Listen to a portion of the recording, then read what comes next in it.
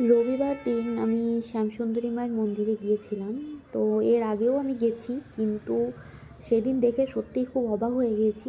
এত ভিড়, মানে হাজার হাজার মানুষজন এসেছে। তার মধ্যে একটা খুব বাজে ব্যাপার হয়ে গেছিলো, মানে ঝামেলা হয়ে গেছিলো, যার জন্য সেদিন মায়ের মন্দিরে অঞ্জলি দেওয়া বন্ধ হয়ে গেছে, ভোগ খাওয়ানো বন্ধ হয়ে গেছে, ধূপ মোমবাতি জ্বালানোও বন্ধ, মানে এমনকি ফোন বের করতে পর্যন্ত দেয়নি। মায়ের ফটো ভিডিও কোনো কিছুরই পারমিশন ছিল না, ভেতরে কোনো কিছু নিয়ে যেতে দিচ্ছিল না। খুব খারাপ একটা পরিস্থিতি তৈরি হয়েছে কিছু মাত্র, মানে কি বলবো, কিছু মানুষজনের জন্য এটা হয়েছে, ঠিক আছে, মানে কিছু বলার নেই।